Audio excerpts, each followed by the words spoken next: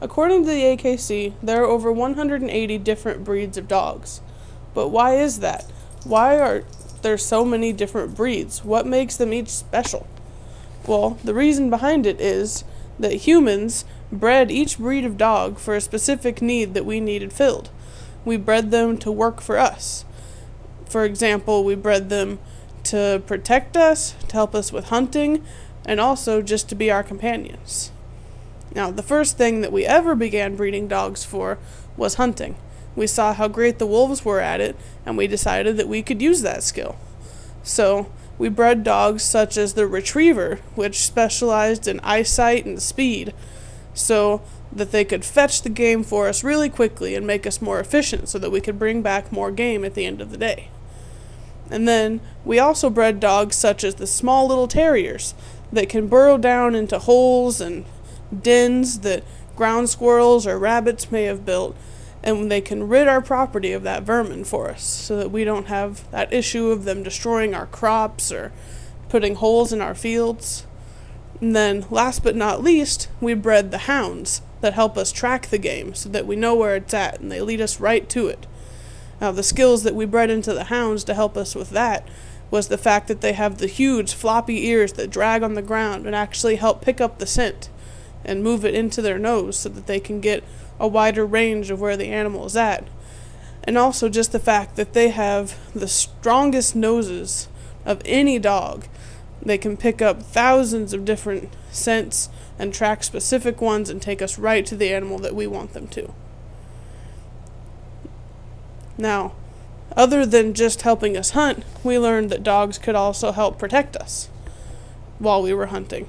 And that led us to breeding them for that specific purpose. For example, if we were out hunting and were attacked by a bear, the dog was loyal and protected the hunter. Now, that translated to them protecting our homes. So we started breeding these dogs specifically to protect us.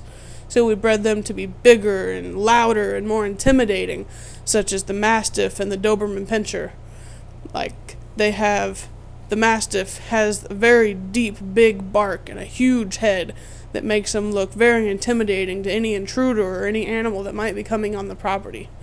And the Doberman, which is very large but also very sleek and very attentive to any intruders or animals that might come on the property. But not only did we breed these specific breeds to be very intimidating, but the loyalty was bred into them, and they became very good family pets, and they became very easy to train. In fact, the Doberman Pinscher is known to be one of the smartest breeds of dogs that's known. In fact, Cesar Millan, the #1 dog trainer in the United States, wrote on his website that the Doberman Pinscher is the 5th smartest breed of dog that he has ever worked with. So, in breeding them to protect us and become part of our family, we also bred them to be more keen to what we want and easier to train. And finally, in becoming part of our family, we bred dogs to be specifically companion dogs. For example, the Chihuahua and the Shih Tzu. They're very small, very quiet, and we bred them to be able to fit into our households easily.